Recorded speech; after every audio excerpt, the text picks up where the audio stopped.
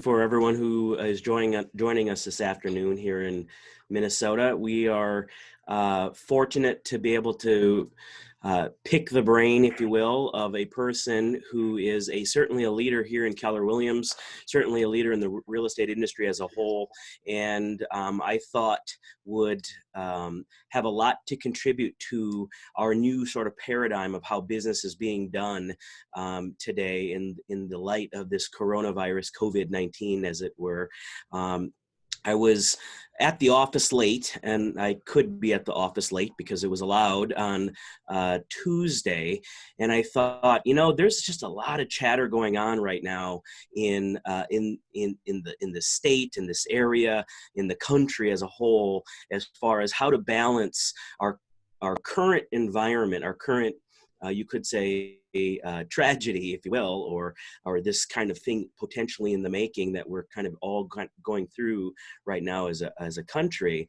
And I thought, who could best speak to how to go through something like this? And certainly there are a bunch of people in our company and in the business who've gone through prior sort of downturns, if you will, or prior catastrophes.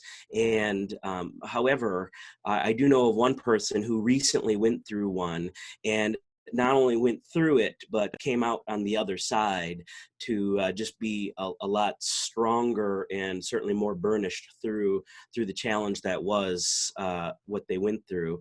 And so I sent a message to Lance at about 6:30 on Tuesday night, and to my surprise, as always, people just he responded right away, and we just had a brief chat, and I asked him if he would be able to or willing to share some time about his experience through Hurricane Harvey back in 2017, which touched off a bunch of things nationally, and if he would be willing to share his experience from that, and then how he's able to apply it here. So with that said, I want to introduce Lance Loken from Houston, Texas.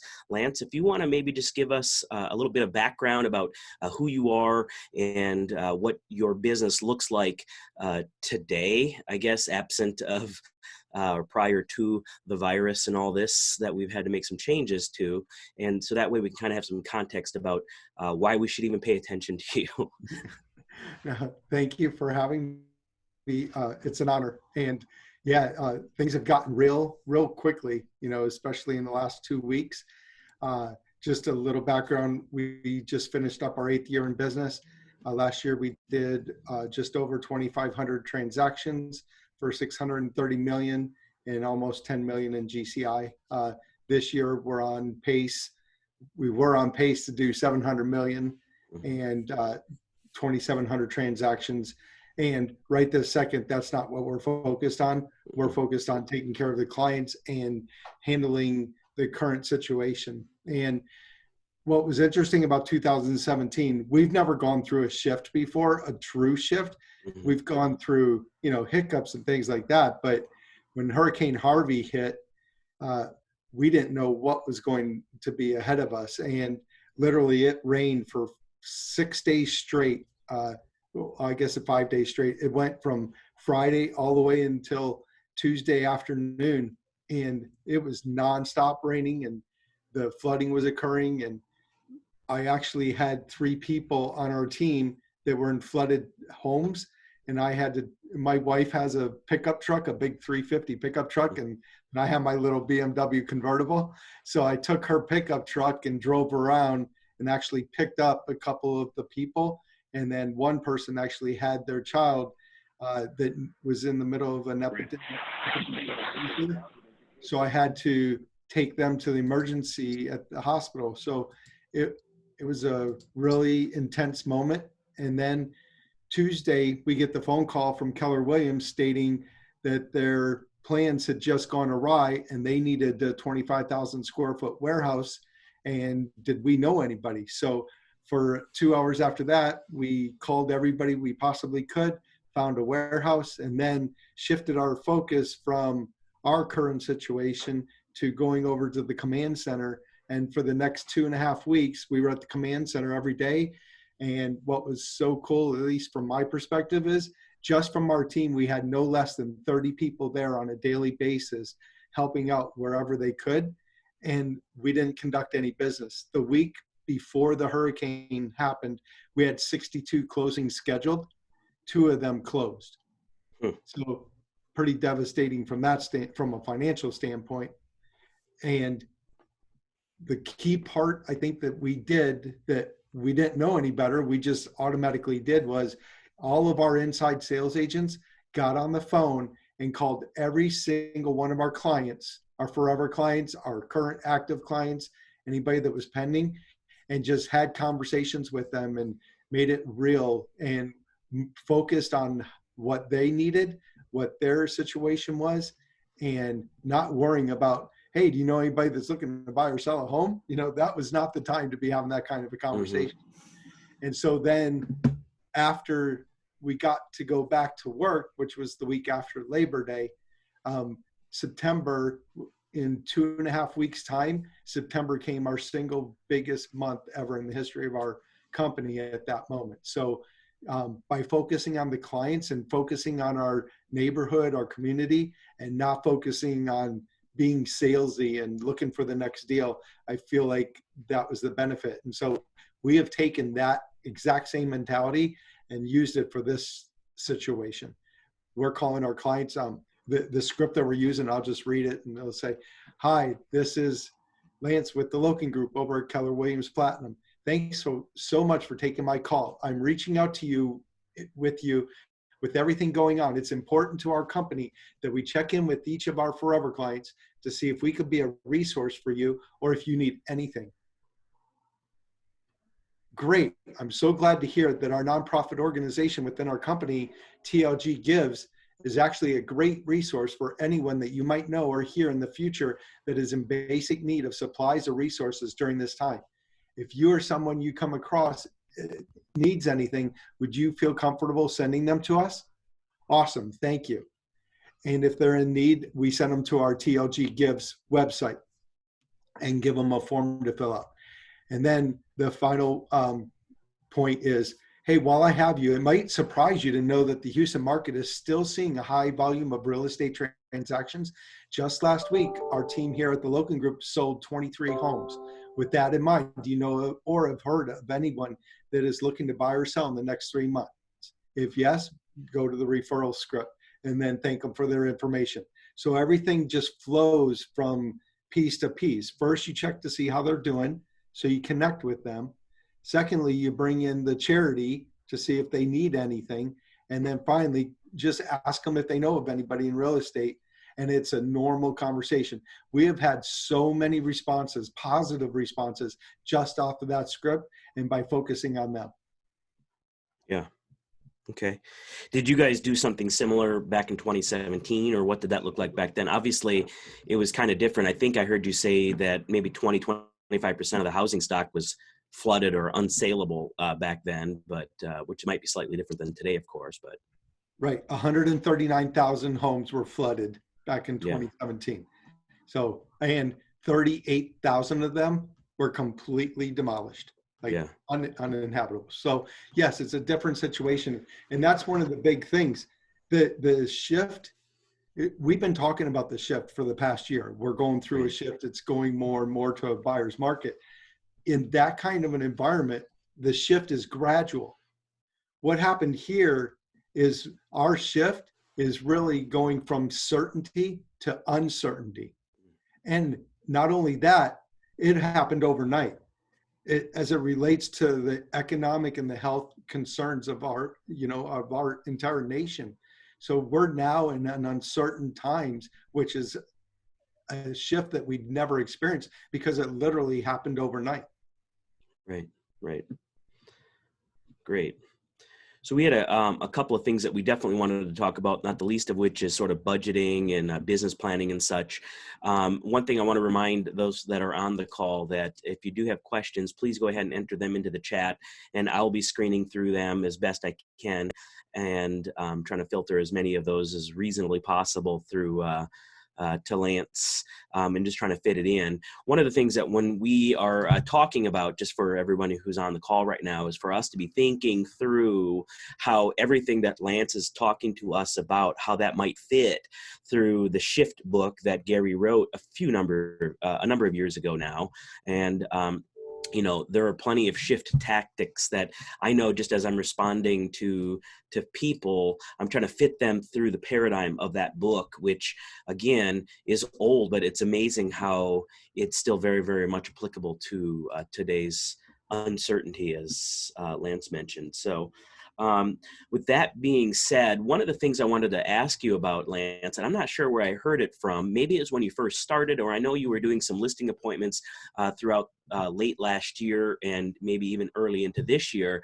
But one of the things you talked about, which at the time seemed kind of maybe a throwaway thing, but now certainly seems a lot more relevant. And that is you were doing sort of listing appointments and taking listings virtually. And that might have been on the telephone at that time. And I remember those that were in that area thinking, oh my goodness, how could you possibly do that? And you had some good experience to share on that. So if you could please kind of fill us in on what you did back then and how that might be applicable today. Sure, absolutely. At the end of the day, it's the people that truly listen are going to be the most successful on the phone, because all you're doing is asking them a series of questions and listening to their tonality, listening to what they're having to say, and find out the reason behind the reason for them to sell their property. So yeah, in fact, 90% of my appointments last year, when I was a full-time producer last year, 90% of them were done over the phone. And I never even met the seller the entire transaction and thanked them after closing. And they said what an amazing experience it was. And I believe that it was simply because I listened to what they had to say. My part of the conversation, and people laugh a lot, but the listing presentation or the listing conversation on the phone literally averages about 7 minutes. And 6 minutes of that conversation is them talking. And I'm spending about 30 seconds asking questions. And then 30 seconds of the rest of the conversation, I'm just telling them what our next steps are going to be. And it's just a conversation, and it's all asking questions. And I guess let me ask for perspective. I'm assuming you said 90% of the listing appointments you went on last year were virtual, if you will, by telephone or maybe other technology. I'm assuming we're talking more than 2 or 3. Yeah, I closed 176 transactions last year. Okay, so we're talking a big number. So so just for context for those on the call, that can be done. Now, I guess tagging along to that, I'm assuming these aren't necessarily appointments that are taking place in a vacuum. In other words, they're at least somewhat familiar with you, and perhaps sort of a listing packet or some kind of information that you sort of set them up with. Do you mind sharing what that might look like for you guys? Yep, absolutely. So we're a little unique from a lot of organizations where we have inside sales people. We are currently at 16 ISAs is what we call them. And so they're on the phones lead generating, setting up those appointments. And then and they ask a series of 21 different questions. And so when I'm researching and getting ready for the appointment, I already have a lot of questions answered. So it is set up for me very well. And then I simply look at the list of the answers and I target a couple of different things that I want to address with them. And I'll ask them, questions. Hey, I see you've been living in the home for about 5-6 years. That's awesome. Do you really enjoy the area? What do you like? Just to get them to talk and to create some connection. But those are definitely set up. And then when we get to the point about price, I always ask them what the price is that they have in mind. And their retort is usually either they'll give me the price or they'll say, well, that's why I called you, because you're the expert. Go, absolutely. I'm just trying to get an understanding from your perspective, because I'm sure you've done a lot of research, what price you think, and then just go into the spiel. Sure. So I guess from that perspective, that's probably about the biggest question, of course, is the condition and pricing. And so how do you overcome those, aside from the sort of, if you will, objection handlers, how do you overcome the realities of going to market with a very specific price? Do you leverage vendors or other forms of resources to make sure that you're on as far as pricing is concerned? So I do all of my CMAs online, and I look at like homes, and I try to research as best I can when I'm coming up with a price. And my average list price to sales price is currently at 98.3%. So I've got it nailed down pretty well, but Yeah. I look at the subdivisions, I check out the age of the home, what I'm assuming is the condition of the home. And then I also tell uh, the seller that we're going to have our staging consultant come out and meet with them. They're going to go through every room of the house. They're going to look at the backyard, front yard, and they're going to take you through what you need to do in order to get the home ready for us to get you top dollar, which is what we both want, right? And so that's the conversation that we go through. So I also have that presumptive attitude that they're going to do what the staging consultant says to do. Sure. Okay. So you kind of built in a backstop as far as leveraging people who Absolutely. are actually on site for those things. Yep. Okay, good. And I guess to that, continuing along that thread, um, do you involve any sort of price reduction strategy along that path, or what that sort of pre having those discussions at all, or Yep. is that something that just kind of goes along? So it all depends on the price of the home. Right this second, anything that's priced 500,000 or higher, we know that's going to take a little bit of time. And we also have those sellers that think their home is worth more than it is. And so our philosophy is we're going to take every single listing that we possibly can, and we'll uh, bring in the price improvements as quickly as we can. So our focus is to do price improvements every 14 to 21 days. And by having that kind of a focus, we'll take the listing, we'll script you to no end when we get your listing to get a price correctly. And most of the time we will have price improvements automatically set in Hmm. special provisions in those situations where we feel it's going to be needed, because there are definitely sellers out there that think that their home's going to sell, and if it doesn't, they're not going to have to take it off the market. And so we want to make sure that we put those prices in right up front so that there's no question. Makes sense. Makes sense. And just by way of context, again, for folks who might be have joined us late, Lance's team did about 2,500 transaction sides last year, 630 million volume, and about 10 million GCI. Lance, you said you accounted for about 176 of those transactions. Were they all listings, Yes, I or only work mostly? I Okay, only work got it. on the side. Yep. Okay, good. So here again, just want to put that into context that somebody who's done a very high volume in just a single year has implemented some of the strategies and tactics that we are practically needing to do given the environment, and has done so at a very high level, and a 98.3% list to sold price. So a lot of credibility there, Lance. So thank you for sharing. Now, I guess as we sort of shift into from sellers to buyers. You're only working with listings and sellers. How has your team been handling dealing with buyers and buyers remotely and such? And I guess for the purposes of the conversation, as we reflect back into 2017, what did you do then that you're doing now? And maybe how are you refining that for today's current environment? Sure. So on the list side, for the past 4 years now, we have offered the sellers the option to do Zoom calls, in-person consultations, or phone calls, whatever is most convenient for them. And quite honestly, about 25% of our appointments overall, outside of myself, 25% of them were done over the phone. So it wasn't something new for us. Now, the cool part is in the past 2 weeks, then that amount is obviously shifted, that over 80% of our consultations now are either phone or Zoom. And it's pretty wild. People are starting to prefer the Zoom because they get to have that human interaction a little bit more. You're seeing people face to face, which is an interesting thing that occurred, we fully expected people to still carry on with the phone consults, and Zoom has really taken off. And so, Awesome. right. So on the buy side, uh, 3/4 of our buyer agents do not want to do face-to-face right this second.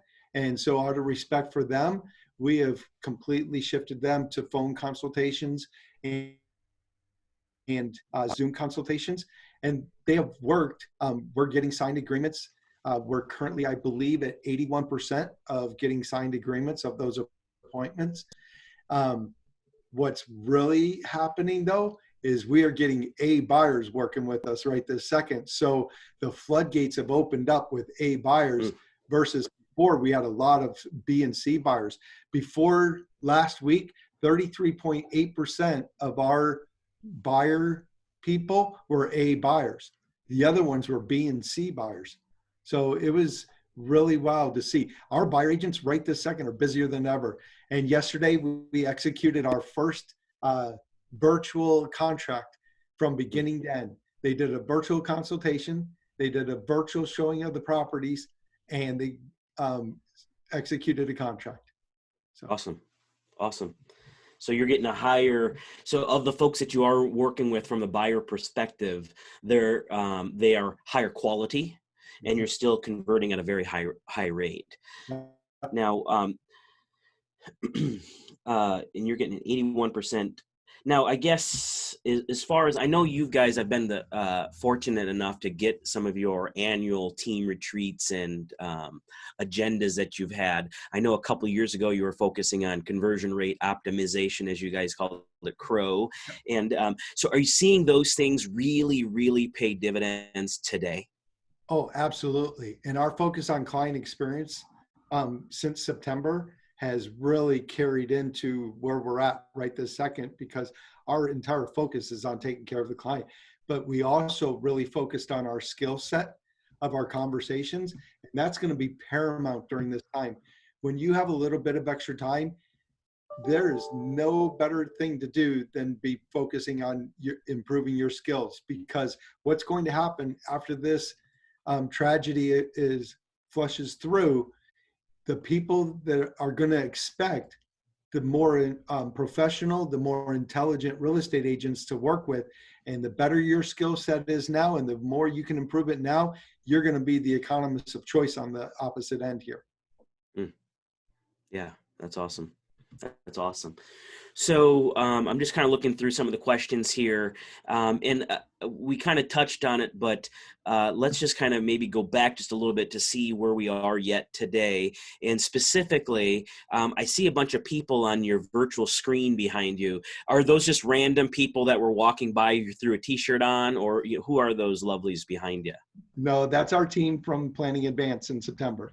Okay. And so can you describe for us the makeup of what your team looks like you talked about 16 ISAs. So obviously that's an inside, support, outside sales, buy side, list side, et cetera. Can you break that down for us?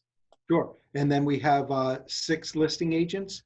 We also have 11 buyer agents, and they have 2 buyer partners. So some people call them showing assistants. We just don't like the word assistant, so we call them partners. And then we have a success team of about 13 people, and that's our transaction coordinators, split between buyer transaction coordinators. We have 2 buyer transaction coordinators, and then the 6 listing transaction coordinators. And then there's also some builder transaction coordinators that are involved there. And then we have a marketing department of 6 people. We have ops guys. There's 2 ops guys that are putting signs in the yard, getting lock boxes, picking up checks, things of that nature. And then we have 4 photographers. We have 2 staging consultants. So that's pretty much the makeup of the organization. I'm sure I'm missing. That's about 60, 70. Is that what I added up real quick? So then we have 8 virtual assistants as well. So, okay. Yeah. So sure. Right around in that boat. So I know this. I know these people are near and dear to your heart, and keeping them their spirits up and keeping them focused and working, but also looking at the whole person, so to speak. How are they doing? So it depends on who you're talking to. The success team, the transaction coordinators, they're absolutely loving right now because they're all working remotely. And I believe that when we come out of this, we had already been discussing them working remotely. Now that they've gotten a real big taste of it, we'll probably have them all work remotely and just come into the office once a week on Tuesdays, which is our team meeting days. The buyer agents, for the most part, have been very positive. They're so busy right this second that they can't see straight. The listing side, they're very positive and they're motivated. We just haven't had as many listing appointments in the past week as we normally do, which can be expected because a lot of people are just wanting to wait this through and they don't really want people coming into their home that potentially have this disease. So we're stockpiling all those appointments. Our stay-at-home order ends next Friday, April 3rd. So Okay. we're preparing for a lot of appointments on Saturday and Sunday. So Sure. it just depends on the situation and the person. We try to keep everybody um, as upbeat as we possibly can. We do daily affirmations. We're asking people to say what they're grateful for, just to keep their perspective and to keep their mindset positive, because everything that's happening around them is not positive. So we're trying to incorporate the positive, because fear just thrives on fear, and the negativity thrives on that as well. And so we're trying to keep them focused on the stuff that they can control, not the stuff they can't. Right. Makes sense. Which is shift tactic number one, which is mindset. I keep on looking over here because I have this poster on my wall that has all these shift tactics. So I've had this up for a couple years and pay attention to it because it's good sound business practice fundamentally, but now it's very, very applicable as we're kind of going through this. Now, I guess teeing up before the whole COVID-19 kind of exploded, in your market, were you experiencing any kind of shift even at a micro level, do you feel like? Or, and this just kind of really accelerated it, or were you kind of still on the uptrend? So as an organization, we were still on an uptrend, and Houston overall has definitely been in a shift. The days on market have been increasing steadily. The amount of months of inventory on hand have been increasing pretty steadily. And at the same time, we keep having record years. So Right. we know that it's coming and we can feel that it's coming. But this put it to an incredible halt, for the Yeah. most. Yeah. Okay. Good. So I'm just kind of looking through some of the questions here. Some of the questions we're asking about context relative to your team and your staff. So we got that. One question here related to scripts and such. I know you guys have been, I think it's tlgshares.com was your guys' share drive that you had. So perhaps we can get that from Heather and share that, distribute that if you're willing to do so. I know I've frequently hit that up because there's lots of great information in there. So let's see. I guess another question would be budgeting and business planning. So, you guys definitely had an idea of what you wanted 2020 to look like. And I guess for better or for worse, this thing came up sooner in the year, which perhaps gives us a longer runway to recover from that. But how have you guys been adjusting, say, from an expense standpoint and a forecasting standpoint, and what's your advice for us to apply? Yep. So everything really began January 21st, and we started really seeing something happening. We weren't sure exactly what was happening yet, but something was happening. And so the first week of February is when we started cutting expenses. We cut our radio in half as far as marketing is concerned. And then in March, we went completely dark with television. And for April and May, will be dark for radio and television. So we've done a gradual cutting of the expenses, but we've already forecasted it that we won't be spending that. And then we've gotten our ISAs 100% focus on outbound prospecting and making those calls around the scripts that we went over earlier. Just making sure that everybody's focused on outbound prospecting now versus inbound. And then, for the business plan, we basically have thrown out the business plan that Mm. we had in place for 2020. And now we are focused on the month of March right this second. And we worry about that week by week. And we're reviewing what our tactics are week by week. Then we get to April. We've already planned out April and what that looks like. And then we're going to review our activities week by week. You can't be thinking about 2020 anymore. You got to be thinking about just the month that you're currently in and get laser focused on that. And then the 3 points that I'd love to share is you need to focus on your routine. You need to focus on your activities and focus on accountability. And when we talk about your routine, just because you've changing locations of where you're working at, if you're not working at the office, for us in Houston, most of us have to be working remotely. Um, the county that we reside in for our business purposes, they allow real estate services to still continue, but a lot of the surrounding counties are not allowing us to. So I do come to the office every day, just like I normally do. There's a lot less people. I believe today we had 3 people in the office when we normally have over 60 people. So that's been quite a system. But just because you're not working at your office, you need to continue with your exact same routine.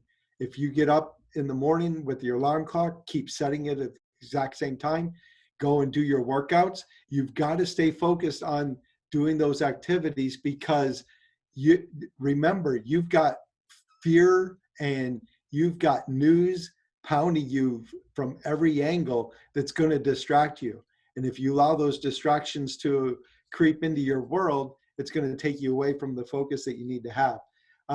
If you don't have a routine, this is a perfect time to get a routine going. And then number 2, in doing your activities, and I can't stress enough what I said earlier, get into skill set and really owning your skill set right this second. Our ISAs are getting together 3 times a day right now, 8 a.m., 11 a.m., and 5 p.m., and role playing with each other on phones, on Zoom. The 11 o'clock session is done just like this is. Everybody's all together. Imagine, and I said this earlier, imagine the contrast of an expert, highly skilled agent that is solution focused, is a problem solver, and is consumer focused versus those other people that are going to be so worried about where is their next paycheck coming from because they've been living in fear during this entire pandemic. If you focus on doing what you're supposed to be doing, you're going to come out winning and really owning your market. And then when they ask who you call, we have taken our entire data bank and we're calling every one of our forever clients. We're calling everybody that's active in a transaction with us, whether it's a pre-listing, a current active, or pending, and same on the buy side. Those people it's imperative to really tighten the ship and make sure that they know that we've got their back all the way through the end of the transaction. Today, we have 11 closings, and it's happening because we're making sure that we're staying on top and being proactive with all of our transactions that are currently happening. Our success team, they're calling the lenders to make sure that they're getting daily updates from them. They're calling the inspectors. The appraisers, I'm not sure if this is happening with you. I think it's happening nationwide, but the appraisers are going up to 14 to 21 days delay in appraising homes because when the interest rates went down as low as they did, everybody wanted to refinance. Well, appraisers got caught up in that. And so we've got a huge backlog. So the day we get an executed contract, our success team is calling and setting up appraisals so that happens. So call your sphere, call your forever clients, call your entire data bank. And then finally, the most important piece is stay accountable. If you didn't have accountability sessions before, you really got to get into it now. We have every single one of our people on our normal weekly accountability sessions. Now it's just via Zoom instead of in person, or they're on the phone, but the accountability is imperative. And be accountable to yourself. If you tend to work out every day, and now because of your current situation, living situation, don't stop working out. Again, you got to make sure you focus on the right things. And then finally, keep moving towards the business and being offensive. That this is a situation that's occurring. If you're going to be defensive during this and you're going to live in fear, you're going to be losing on the back end. Whereas if you stay offensive and you go into it and really lean into this business right now, you're going to win on that back end. Excellent. Excellent. And just a reminder to those that are on the call to type your questions into the comment section or the chat section, and I'll go ahead and put those out as they make sense here. So one thing you mentioned, and I don't think it's something that we should take lightly. And again, it's one of those things that I know you've been talking about for a number of years, but that's the term data bank. Can you talk to me about the genesis of that and what that actually means to you and your guys' business and how you approach that? Yep. So I heard so many times, especially early on in real estate, people were saying, hey, call your database, call your database. And I'm like, why are you calling your database? What's that mean? They go, well, if you work that at a high level, you can earn some money for it. So I changed it from database to data bank. And that's where your money, that's where your best ROI comes from. And so what's been interesting that's been happening, we're very marketing driven in our business with all the radio and television that we do. Mm-hmm. So only 26% of our business comes from our data bank. Well, what's really been interesting is all of a sudden we're getting back to calling our entire data bank, and the amount of leads are going up. In fact, we only have, I believe as of yesterday, 5 less leads year to date via radio and television, but our data bank leads have gone up over 70%. Mm. So it's what you focus on expands, but we are really honing in on calling our entire data bank. Okay. Now, I know your organization is large. We talked about the number of people, the number of volumes and transactions and such. So breaking down the sources of your business, you said 26% of the business comes from data bank. I know you mentioned ISAs, which is certainly a prospecting or can be a prospecting function. You mentioned builders earlier. Can you kind of give us an idea of what that pie sort of looks like?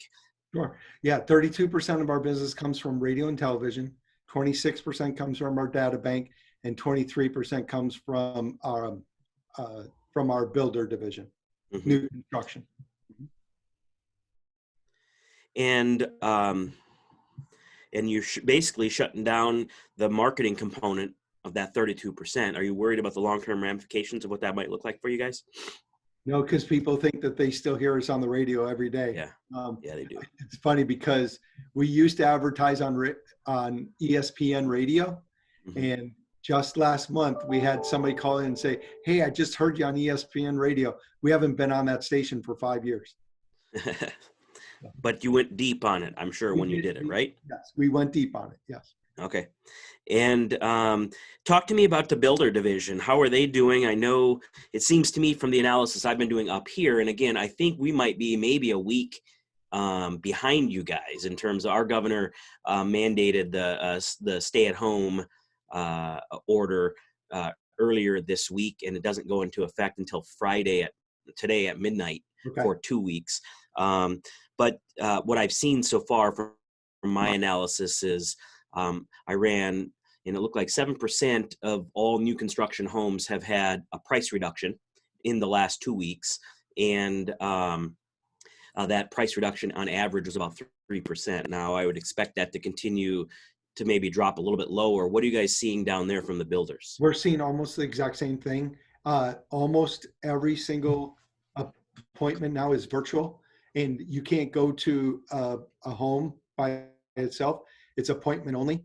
And so the sales have gone way down. Construction is still considered essential services. Mm-hmm. And the stay-at-home order, we're finishing up our first week, and then we'll be in our second week. But the good news is, at least the biggest county around here allowed real estate services. They also allowed all residential and commercial construction. So the construction is still going on, but the closings for the new construction are being delayed because the gas companies are being told that they can't put in meters, and which is the last thing that happens on a new construction. So we're going to see, I believe, a good 3 to 4 week delay on those that were close to closing. I was listening to a podcast with Ben Kinney earlier in the week, and he thought that based upon all of their pending sales at that point in time, that he expected 25% of them to fall off. What are you guys looking at from your immediate sort of business that you kind of have in the pipeline and that kind of pendings and such? Have you noticed anything? And then what are you forecasting?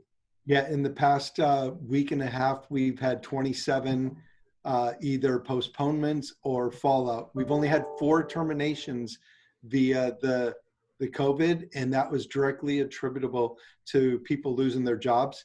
So 4 people already have lost their jobs. In fact, 2 people lost their job the day before closing. So that was extremely unfortunate. But 27 homes so far have fallen out. And we average about 200 closings a month.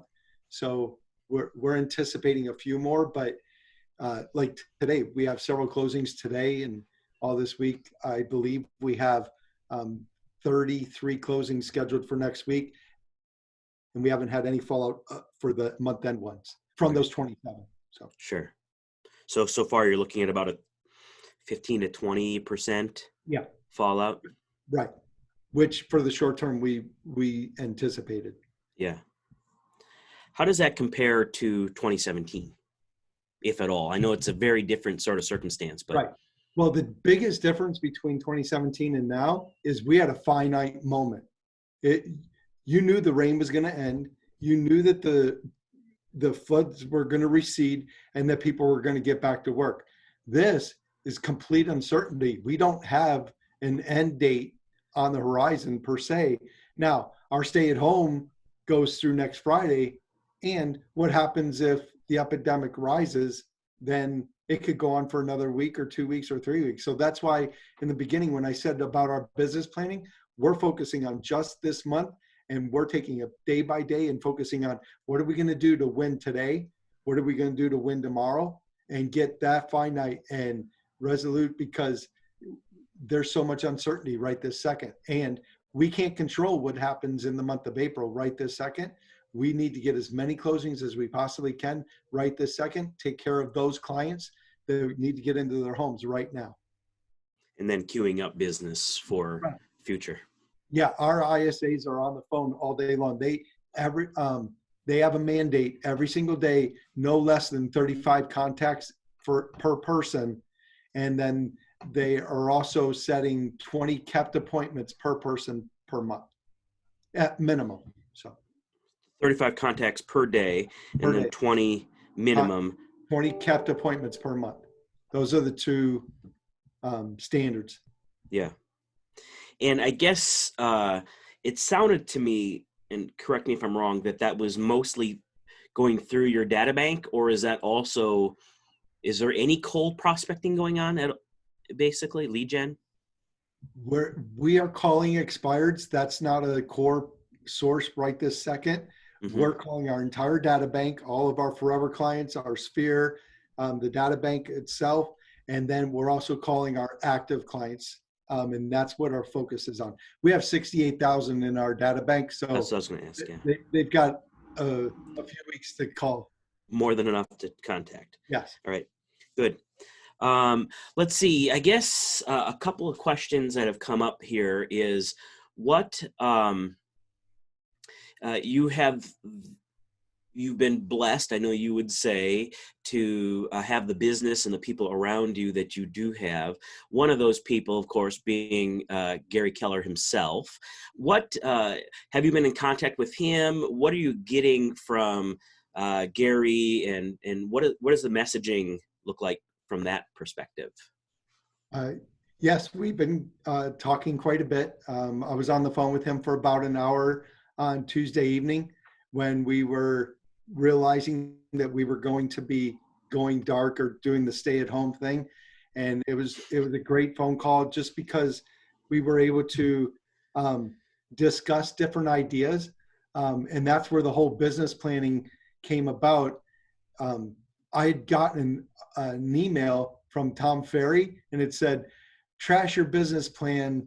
And I texted him and said, what do you, that just rubs me the wrong way. And he said, so what do you think that means? And I said, well, if I'm thinking about it from my perspective, trashing the business plan means the activities that we were doing to achieve our 2020 business plan back in September, October, November, that needs to be scratched, because the activities that we need to do to either do the same amount of business or even more during this time, that's what's got to change, those activities. And he said, you're exactly right. And so it was just a really good phone call. Yes, I have the honor that we text at least 2 to 3 times a week, and have phone calls about once a month. So, and it's awesome to talk to somebody that's been through this so many times. And he's basically just saying, pack up shop and start something new. Nope. Probably not. Nope. Probably not. No. Okay. He's saying double down, and you need to basically triple the activities right this second that you were doing before. So if you were lead generating for 2 hours a day a month ago, you need to be lead generating for 6 hours now. Really? I talked to Tony DeCello on Monday. Tony DeCello and Greg Harrelson with Century 21. He's an awesome person. The three of us have a hour-long call every Monday morning, and we were talking about what we need to do. And he said, from 8 to 9, you're role playing. From 9 to noon, you're lead generating. From 12 to 1, you're doing lunch. From 1 to 4, you're lead generating. From 4 to 5, you're doing follow-up. That's what your day needs to look like right now, because the 2-hour times, they need to go out the window. Yeah. Yeah. I know I heard Greg maybe a year or two ago talking about a potential shift on the horizon. And he said that the activities that you're doing today, pre-shift, if you will, work. But during a shift, you just have to do more of them in order to convert at a similar type of rate given a shift. So absolutely. That sounds okay. One of the cool things that we're getting ready to do, we haven't done it yet, so don't get too excited, but a lot of hospitality people in the big hotels like Four Seasons, the Hiltons, the Marriotts, they're laying off everybody, and the service industry.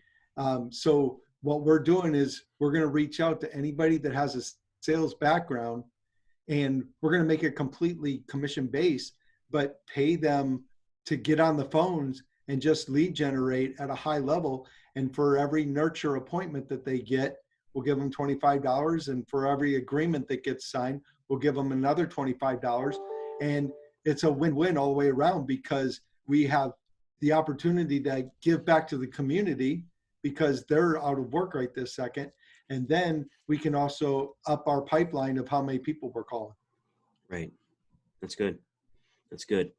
Let me take a look at the questions here. I guess there's some questions related to scripting and such and affirmations. So I guess perhaps that might be, if we can get those offline and then share those to the group somehow, that would be good. Sure. And everything's in tlgshares.com. Okay. For all of our scripts are in there. And then like somebody asked about cutting costs. Radio and television, that's about $65,000 a month that we cut out. We cut out all of our cleaning services, because right this second, the office is vacant. We have disinfectants here. We have hand sanitizers here. So as far as keeping the place clean and sanitized, that's being done. But to have somebody come in and do vacuuming and things like that, that's not needed. So that's saving us almost $3,000 a month. We've already contacted our landlord and told them that they need to adjust our rent for the next 3 months. What are they going to do? And so we're working with them on that. We're pretty lean. Our biggest expense is on obviously people, and we're not getting rid of people. I'll get back into production if I need to before we start getting rid of somebody. So that's my focus. But other than that, we're very lean. We've cut out a lot of, in fact, we're cutting out VAs for the most part. Our success team is going to absorb those activities for the time being, and that'll save us about $13,000 a month. So we're cutting wherever we can. Okay, great.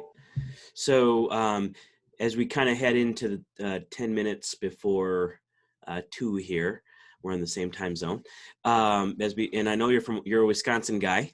That's right. So here in Minnesota, we won't hold that against you, but Yeah. we love that. So let's just for the purposes, we'll get maybe Heather will be able to capture that TLG shares address and the login credentials as needed. So we'll get that out to everybody. Hey, I somebody had a guess, go question. ahead. Rainey, I see somebody has a question about what Gary's been saying about Yep. this. So the two biggest things that he's saying is one, cutting expenses, Mhm. and then double, if not triple up your activities as far as lead generating is going, and doing it in the manner in which we were talking about. When I read that script to you earlier on, you have to do it from a connection standpoint. When you're calling up the clients, you need to connect with them where they're at. They need to know that you're calling them because you care, not because you're trying to do a sale. And when you're in the process of lead generating with them and they say, hey, I just want to hold off until, this pandemic goes away, you do not get into sales mode and view that as an objection handler. That is a concern of theirs, and you need to meet them where they're at as far as that concern Yeah. goes. The other thing he said is you just have to focus on taking one day at a time and short term. So everything that I basically been saying, we were masterminding about that quite a bit already, and he was in complete agreement with what I was saying to him and what he was saying to me. So. Okay. Awesome. Um, fantastic. Yeah, calling is easier. People are home, that's for sure. Have you Well, noticed an uptick in that?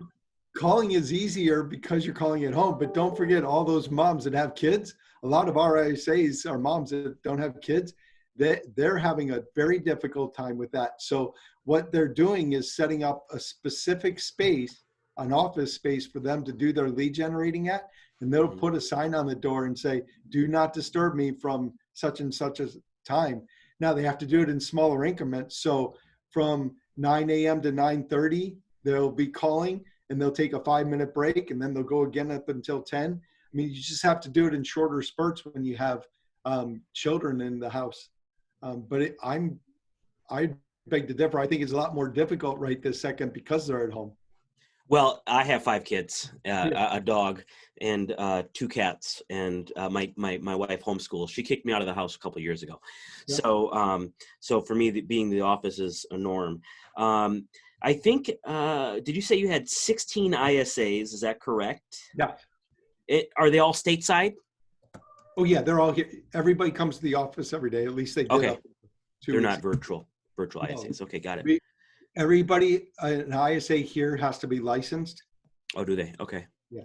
Somebody Okay. asked me to read the script again. Mhm. I'll go back and open that up. The script that I used in the beginning. And I can And we get this up. I can get this uploaded into TLG shares if you want. that'd be great. We'd Okay. really appreciate that. Okay. So I'll just do that then. Yeah. Yep. And along with the recording of this, we should be able to get a transcription as well. I believe just so you know, Lance, and anybody else on the call, there's a third-party vendor that plugs directly into this. I believe it's Otter, OTTER.ai, if I'm not mistaken, and they do free transcription of Zoom webinars. So for these kinds of things, it might be good, might be useful, especially on a listing presentation that you might be using this for, to take advantage of that.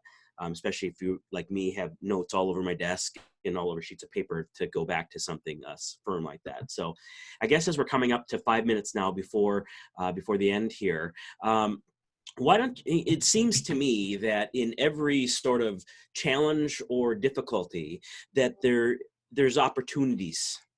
Now, we're still in the midst of all of this, and we don't want to necessarily be too excited for going through this and what might come out on the other end, but we can be realistic and empathetic as business people. What do you see the potential opportunities for you and your business and your people as we sort of move through this, again, as cautious as we want to be relative to that kind of question.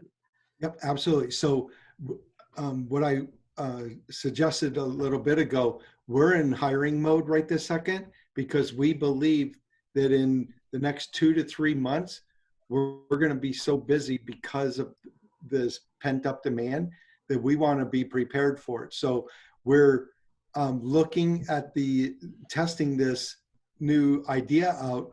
It's completely commission based, so it's not going to hurt our paychecks at all. And we can weed out the people that we feel are going to be really good that probably would have never considered real estate before. So we're going after salespeople and really focusing on who we can add in anticipation of the amount of business we're going to be doing in 3 to 4 months from now. Another thing is we're focused on keeping everybody's mindset and their scripts at an expert level. Mindset is so paramount right this second. I fight with myself every single day on mindset because you can either live in fear or you can live in certainty that what you are doing is going to make an impact.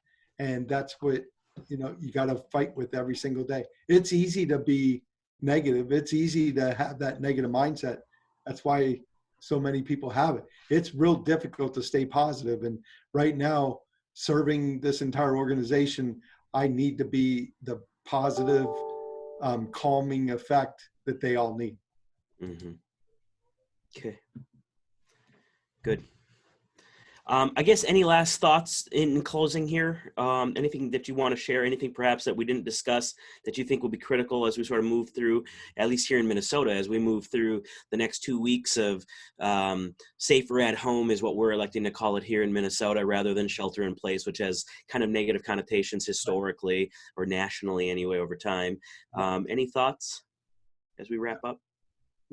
Just pick up the phone and call with compassion and candor. I mean, at the end of the day, whoever's willing to step up and be on the phones daily right now is going to win on the opposite side. I can't stress that enough. It is more important now than ever before to pick up the phone, not to sell, not to look to buy or sell homes. You're looking to build that moat around your data bank that you worked so hard to get in your place from the beginning already. That's why we don't call our clients past clients. We call them forever clients, because once we spent all that money to get them to work with us, we want to keep them forever. Right. Okay. Fantastic. Let me just one last screen check here of the chat. We're coming up on 2 minutes prior to 2. So Lance, I just want to thank you so much for taking your time and talking with us. I know you've been very, very giving with your time. As long as I've kind of been in this business, which hasn't been quite as long as you, I was telling my team leader the other day, it's hard for me to believe that you guys have been in business for 8 or 9 years, and I've been in the business for 5 years. I'm thinking, what have I been doing with my time compared to you guys? But you are just certainly generous and certainly a leader in this company and in this industry. So we just really want to thank you so much for your time, and we really, really, really appreciate it. Absolutely, it's my pleasure. And thank you. Butt and stay focused. Thank you so much. Okay, have a great day, everyone. Bye-bye. Bye.